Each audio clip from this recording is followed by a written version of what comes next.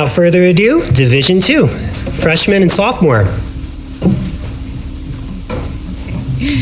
Eileen Padilla, Division 2 finalist from Central Valley High School, teacher Megan Oliveira. Virginia Moore, Division 2 finalist from Central Valley High School, teacher Megan Oliveira.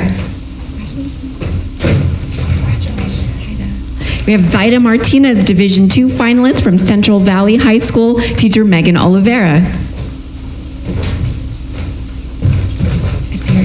We have Aziri Martinez, Division 2 finalist from Central Valley High School, teacher Megan Oliveira. Isabella Duarte, Division 2 finalist from Central Valley High School, teaching Megan Oliveira. I've said her name 4 times already. Ariella Lee Delgado, Division 2 finalist from Central Valley High School, teacher Megan Oliveira. Brianna Bravo, Division 2 finalist from Central Valley High School, teacher Megan Oliveira.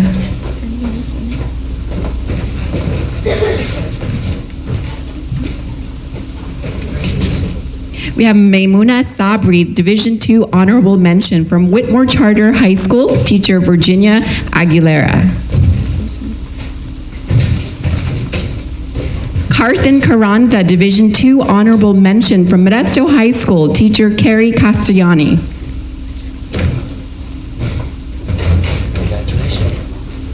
We have Reza Banatka, Division 2 third place, independent study, teacher Susan Janis.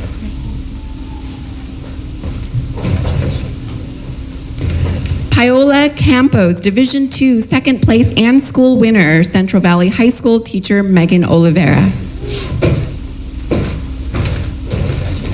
We have Emily Swehla, Division 2 first place, independent study, teacher Susan Janis. Let's first place winner read their essay and invite the rest of the students to take their seats. Thank you.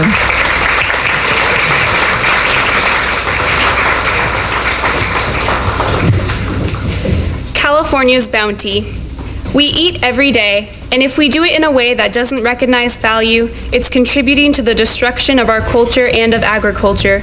But if it's done with a focus and care, it can be a wonderful thing. It changes the quality of your life. Alice Waters. Sitting in my room in the late afternoon, I smell a mouth-watering whiff of dinner cooking in the oven from the kitchen, and it is not long before I am called to the table for the meal my mom has prepared. The tomatoes harvested from our garden only minutes before, and the melted cheese on top signify the beginning of summer. By the end of the long, warm months, I will have had many meals, mostly consisting of locally grown fresh foods. California cuisine is what makes California special to me. In few places around the world can one acquire a vast assortment of freshly picked produce, not only from farmers markets, but even in grocery stores. Our state's cuisine has risen in popularity around the world. A delicious and healthy choice, this simple farm-to-table food is described by the eater in 5 words: fresh, seasonable, local, sustainable, and original. However, this worldwide knowledge of California's produce and cuisine goes unrecognized by many Californians who could strengthen their bodies while supporting their state's agricultural economy by choosing locally fresh grown foods. The main reasons Californians do not dine on their cuisine stem from ignorance regarding price, health benefits, and the California cuisine. All one has to do is walk into a grocery store and glance at the foods sold at eye level on the shelves to realize that the majority of Californians do not dine like my family. Not only do they choose unhealthy options, but they have no awareness of it. Around the world, people know, love, and eat California cuisine. Yet in the breadbasket of the world, where the climate allows for anything to grow and provides over 1/3 of the country's vegetables and 2/3 of the country's fruits and nuts, people are not knowledgeable about this and eat unhealthily. Some may argue that this is because acquiring fresh food is expensive, but living in California, one does not necessarily have to visit farmers markets to get fresh food. California provides so much food that even the produce in the grocery stores is fresh. The people in California need to recognize this. California cuisine is one of the healthiest cuisines in the world. According to a study done by CNN, California cuisine was rated number 2 when showing the 10 healthiest ethnic cuisines, only second to Greek. However, even today, studies show that the average American eats fast food 3 times a week. Fast food is popular because it's cheap, quick, and found on almost every street corner in cities across the state. Not simply consumed for an occasional easy meal, its addictive conveniency transforms it into a routine that becomes regular in the lives of Californians.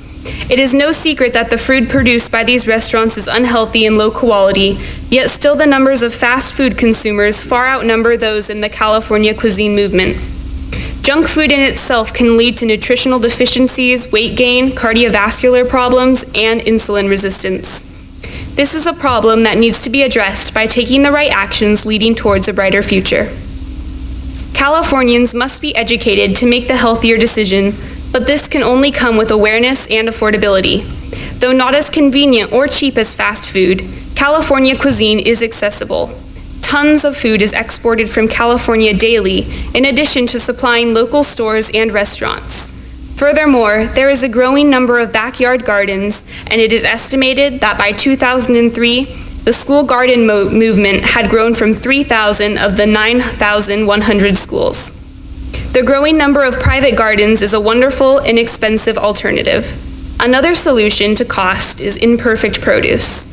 Imperfect Produce is an organization that collects disfigured yet nutritiously equal produce unwanted by commercial sellers and sells them door to door for 30% less than the perfect-looking produce in grocery stores. Through these alternatives, Californians have a way to access cheaper produce. Education in California's agriculture must also be provided to ensure that Californians are aware of the rarity of their state.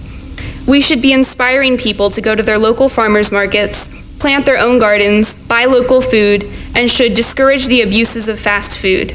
London, England's capital, plans to take a step that should be considered by California. In May 2018, Mayor Sadiq Khan confirmed that he was planning to ban all junk food advertisements on any public transportation in London to help lower child obesity rates. A step like this might lower the junk food craze and lead to healthier dining options. By inventing more ways to address this problem and taking advantage of the programs already existing, California can take steps towards a healthier lifestyle. Finding solutions to this problem will not only assist California's population, making it healthier and stronger, but will also provide Californians with a sense of pride, being proud of California's impact in agriculture and cuisine, not only around the world, but locally. Making fresh produce affordable will also help California's agricultural economy by supplying the system with more customers, making for better sales and more revenue while creating a positive difference in the community. This will improve the lives of Californians, eventually leading to a more peaceful and secure state, where farmers are supported by their fellow citizens and the bond between the land and the people strengthens as allegiance and admiration towards the state grows through its food. Given the opportunity to fortify our lives and homeland, as Californians, we cannot allow this misfortune about California cuisine to go unnoticed and unaddressed.